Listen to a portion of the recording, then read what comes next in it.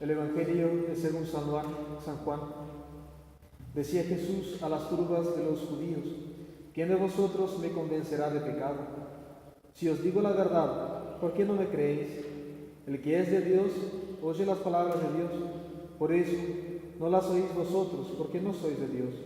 Respondieron los judíos: ¿no decimos bien nosotros que eres samaritano y que estás endemoniado?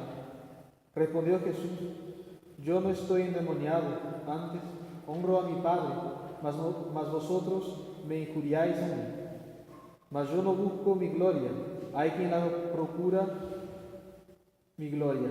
Hay quien la procura y la venga. Por toda verdad os digo que quien guardare mi doctrina no morirá para siempre.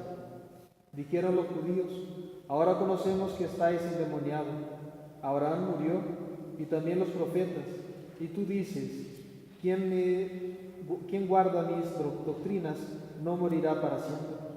¿Acaso eres mayor que nuestro padre Abraham, que murió, y que los profetas, que también murieron? ¿Por quién te tienes? Respondió Jesús: si me glorifico a mí mismo, mi gloria nada vale para vosotros. El que me glorifica es mi Padre, el que vosotros decís que es vuestro Dios, mas no lo conocéis. Yo sí le conozco, y si dijese que no le conozco, sería como vosotros, mentirosos. Pero le conozco y guardo su palabra. Abraham, vuestro padre, ansió ver mi día, lo vio y se gozó. Dijéronle los judíos: ¿aún no tienes 50 años y vistes a Abraham? Respondióle Jesús: con toda la verdad os digo que antes que Abraham existiese, yo soy. Tomaron entonces piedras para arrojárselas como a blasfemo, mas Jesús se escondió y salió del templo. Pueden tomar asiento.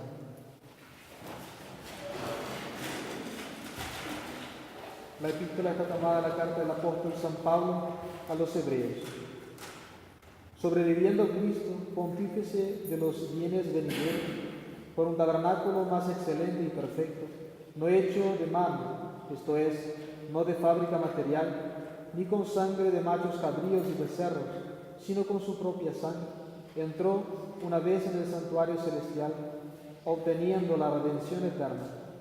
Porque si la sangre de machos cabríos y de toros y la ceniza de la ternera esparcida santifica a los contaminados, cuanto a la limpieza legal de la carne, cuanto más la sangre de Cristo, que por el Espíritu Santo se ofreció a sí mismo sin mancha a Dios, limpiará nuestras conciencias de las obras muertas, para que sirvamos a Dios, al Dios vivo. Y por esto Jesús es el mediador del Nuevo Testamento, a fin de que, interviniendo su muerte para expiación aún de las prevaricaciones perpetradas bajo el primer testamento, reciban los que han sido llamados por Dios la promesa de la herencia eterna en Jesucristo nuestro Señor. En nombre del Padre, del Hijo y del Espíritu Santo. Amén. Dios te salve María, llena eres de gracia, el Señor es contigo. Bendita tú eres entre todas las mujeres y bendito es el fruto de tu vientre Jesús.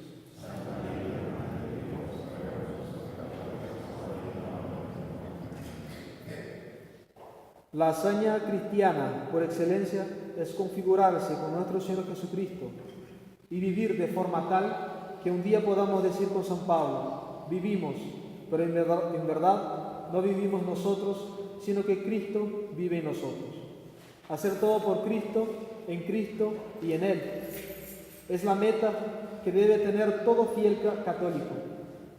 Ahora bien, el sentido común nos impele a pensar que el que quiere asemejarse a alguien, ese actúa tal cual a aquella persona que él desea imitar, ser similar o igual. Y cuanto más perfecta y loable es una acción, tanto más digna de ser imitada. Pero ¿qué obra más digna de alabanza de la que Dios se haga hombre y muera por nosotros, una muerte tan dolorosa, una muerte para salvar al hombre? Obra perfectísima de la cruz, dignísima de ser imitada. Obra que nosotros, en tiempo de pasión, a cada instante que pasa, estamos más cerca de celebrar solemnemente en el día de Viernes Santo. obra santísima, pero dolorosa, que hace que la Iglesia hoy se vista de luto, tapando sus imágenes. En el comienzo de mi seminario, yo pregunté al Padre Superior por qué tapar las imágenes y no retirarlas directamente. Retirarlas sería un acto cuasi luterano. Las imágenes están en la Iglesia para movernos a devoción, y tapar las imágenes con un velo que nos mueva el luto nos hace pensar en el dolor de la pasión de nuestro Señor Jesucristo. Si hablamos de imitar a Cristo, veamos algunas virtudes que nuestro Señor Jesucristo practicó y predicó desde lo alto de la cruz. Inspirado por el Divino Espíritu Santo, el real profeta David dice en el Salmo 40: «He aquí que vengo a hacer tu voluntad». La sabia Iglesia Católica siempre interpretó esas palabras poniéndolas en boca del Verbo encarnado, que podemos decir también la obediencia encarnada. Asimismo, San Pablo da testimonio de la obediencia de Cristo, diciendo que fue obediente hasta la muerte y muerte de cruz. Lógicamente, cuanto más difícil es una acción, tanto más esa acción exigirá la virtud de la obediencia para cumplir las acciones que tiene sobre sí el peso de una orden. ¿Qué más difícil que la obra de la redención? ¿Qué más costoso, fiero y doloroso? Sin embargo, nuestro Señor Jesucristo acepta los tormentos de su pasión, aun pudiendo convocar más de 12 legiones de ángeles a que viniesen a protegerlo.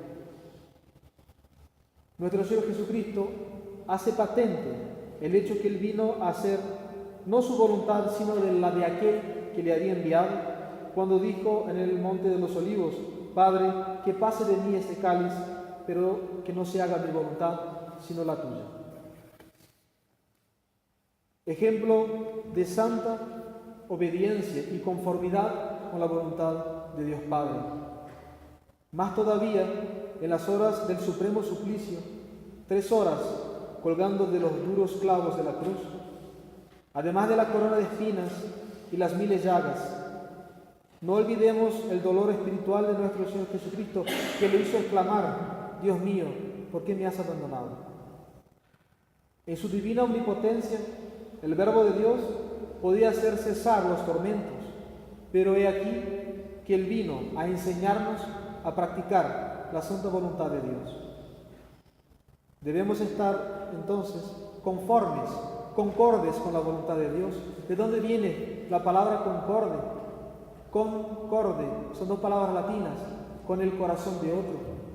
Estamos poniendo nuestro corazón a servicio del corazón de Dios, aceptando su santísima voluntad. ¿Y cómo practicar esa conformidad, esa concordia? Aceptando de la mano de Dios, con amorosa indiferencia, todo lo que quiera o permita que ocurra en nuestras vidas. Muchos hijos, pocos o ninguno. Vida corta, larga, sana o enferma. Riqueza o pobreza, trabajos o descanso. Aceptar de la mano de Dios lo que venga.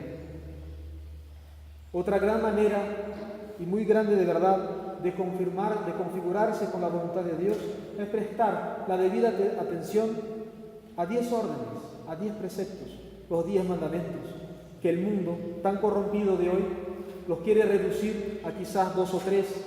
Los mandamientos de Dios son 10, y es una prueba de amor de Dios, de concordia con Dios, hacer lo que esté de nuestro alcance para cumplir los 10 mandamientos.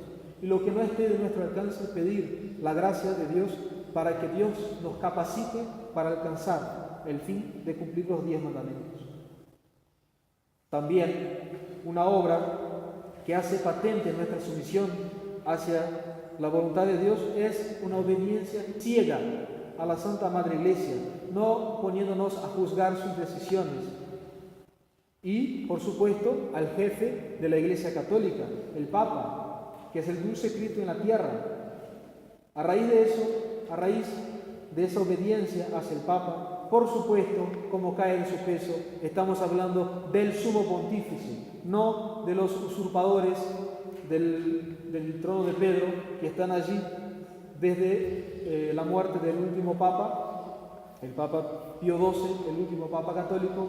Luego vienen los que no son papas, son antipapas, son falsos cristos, son anticristos, aquellos que usurparon la sede de Pedro. No estamos hablando de ellos, estamos hablando del verdadero sumo pontífice. Las palabras de San Pío X respecto a la obediencia hacia el Papa. Cuando uno ama al Papa, uno no se pone a debatir sobre lo que él aconseja o manda. No pregunta hasta dónde se extiende el riguroso deber de obedecer y no marca los límites de esta obligación. Cuando uno ama al Papa, no objeta que él no ha hablado con toda claridad, como si él fuera obligado a repetir su voluntad en el oído de cada uno, lo que muy a menudo expresa no solo viva voce, sino también por cartas y otros documentos pontificios. Uno no pone en duda sus órdenes sobre texto, fácilmente usado por cualquiera que no quiera obedecer, que ellas no emanan de él, sino de sus legados. Uno no limita el espacio en el cual podemos y debemos ejecutar su voluntad. Uno no se opone a la autoridad del Papa, porque otras personas, letradas quizás, difieren de la opinión del Papa. Además, no obstante, el gran conocimiento de esas personas que no están en concordia con el Papa, su santificación está en espera, porque no puede haber santidad donde hay discordancia con el Papa. Actas de la Sede Apostólica, 1912, página 695. Dijimos al comienzo que nuestras vidas giran alrededor de aquella configuración con nuestro Señor Jesucristo. Para ser santos, para llegar al cielo, debemos, como dicen los teólogos, cristificarnos, hacernos otros Cristos.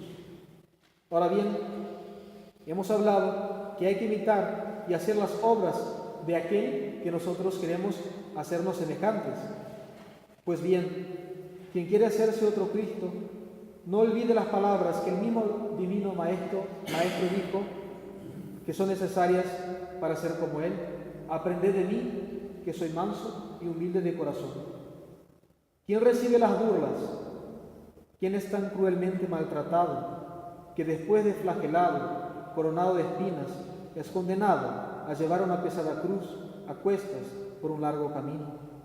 ¿Quién es colgado de esta misma cruz? ¿Quién es contado entre malhechores? ¿Quién es visto como gusano y no como hombre?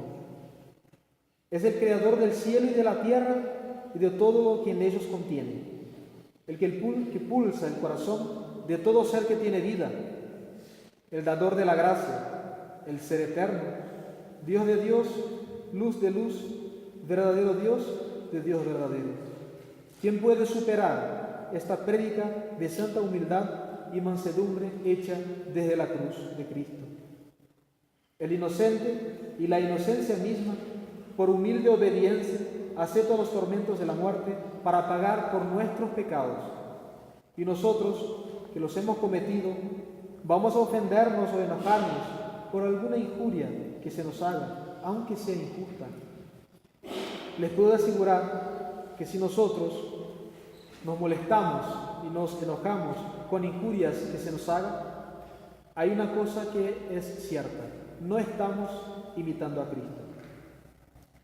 Por supuesto, no podríamos pasar por encima aquella virtud máxima, la virtud eterna, la divina caridad de Cristo, que dio su vida por sus amigos.